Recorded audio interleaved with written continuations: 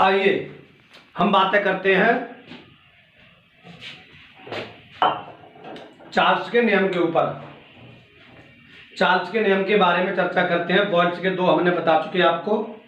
अब हम चार्ल्स के नियमों के बारे में आपको बताना चाहते हैं कि चार्ल्स के नियम में कैसे निकाले जाते हैं सवालों को, चार्ल्स के नियम के थ्रू कैसे निकाले जाते हैं। चार्ल्स का पहले तो आपको नियम पता होना चाहिए कि चार्ल्स का नियम क्या है, क्योंकि चार्ल्स के नियम के अनुसार हमें ये बात सारी पता होना चाहिए कि चार्ल्स क्या होता है। क्योंकि चार्ल्स है का आपका V1/T1 बराबर V2/T2। इसलिए हम आइए चार्ल्स के नियम के बारे में चर्चा करते हैं। चार्ल्स का क्या नियम है, तो हम चार्ल्स के नियम में चर्चा करते हैं कि चार्ल्स का नियम किस प्रकार से है।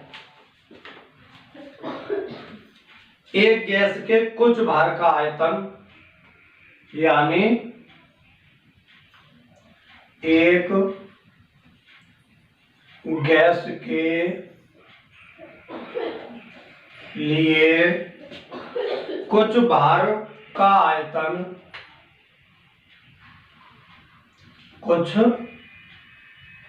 भार का आयतन 15 डिग्री सेंटीग्रेड है। 15 डिग्री सेंटीग्रेड है, तो ये क्या हो गया आपका T1। 15 डिग्री सेंटीग्रेड पर 720 मिलीलीटर है। स्थिर दाब पर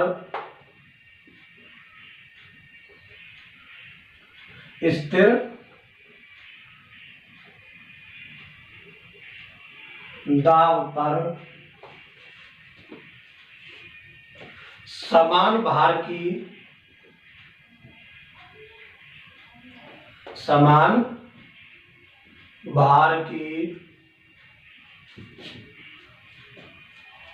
गैस का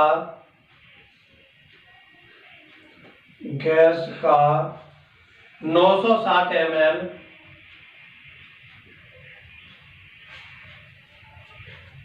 आयतन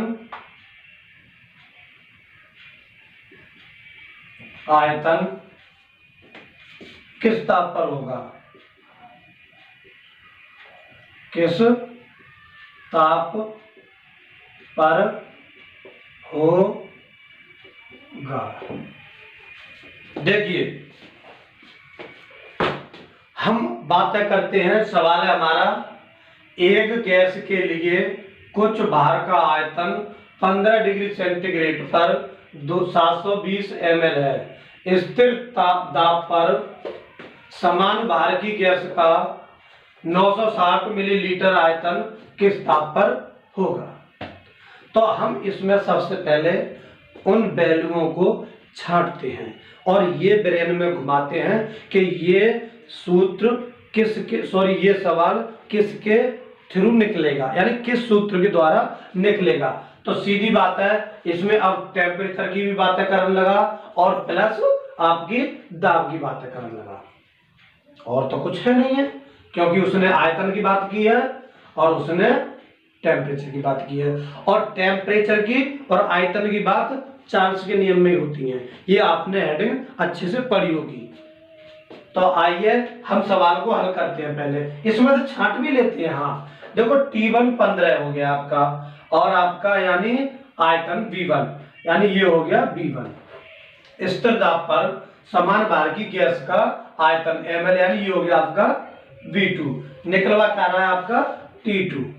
ये T2 निकलवा रहा है, यानी आयतन किस ताप पर होगा, यानी T2 पर कितना होगा। इसलिए हम बातें करते हैं, आंसर निकालते हैं, इसका कोशिश करते हैं आप लोगों के साथ कि कैसे सवाल निकलेगा। आइए, हमारा चार्ल्स का नियम है, और चार्ल्स क्या बोलते हैं उस बात के लिए, चार्ल्स के नियमानुसार चार्ल्स के नियमानुसार हम पहले इन वैल्यूओं को कन्वर्ट करते हैं। जैसे कि हमारा T1 क्या हो गया 15 डिग्री सेंटीग्रेड। V1 हो गया हमारा 720 ml। V2 हो गया हमारा, सॉरी T2 ये निकलवा रहा है, और B2 हो गया हमारा 960।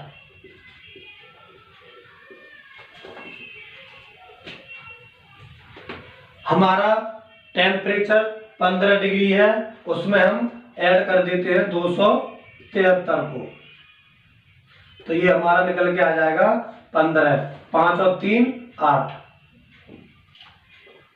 7 और 1 8 और 288 केल्विन ताप हो गया। आइए चार्ल्स का नियम क्या है बातें करते हैं। चार्ल्स का नियम है B1/T1 बराबर B2/T2।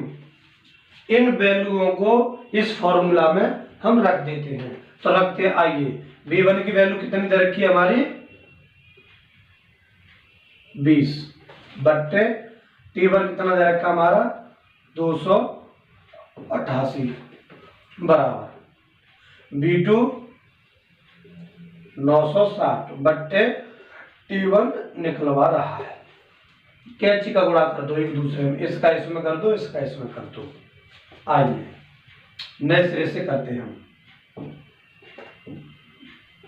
यानी 2 गुणा 8, सॉरी ये क्या हो गया 288 गुणा इसके साथ है, तो 9 6 गुणा बराबर T2 गुणा 720। अब देखिए T2 को निकालेंगे हम।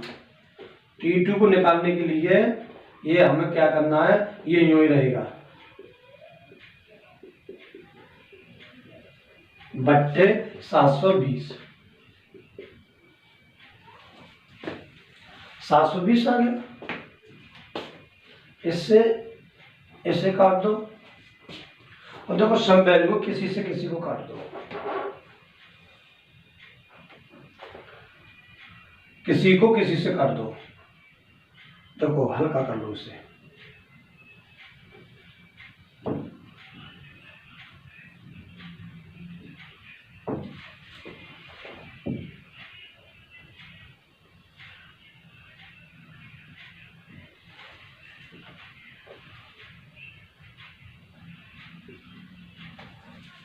ये हमारा 4 बार कट गया। मल्टीप्लाई कर दो, 9 चौक 36, हासिल का कितना बचा 36 में 3,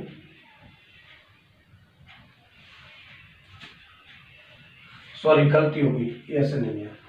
4 का हमने इसमें किया 4 6 24, 24 का 4 हासिल के 2, और आपका 9 चौक 36, 36 और 2 38, यानी 384 आ गया। अब हमारा टेम्परेचर T2 ज्यादा है, तो इसमें से हम -273 घटा देंगे।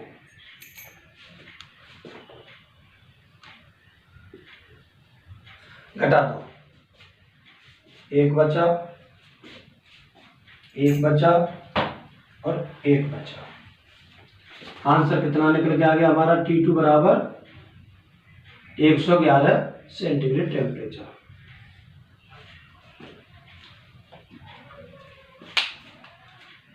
पूरा सवाल जो आपका था वो मैंने सॉल्व कर दिया है।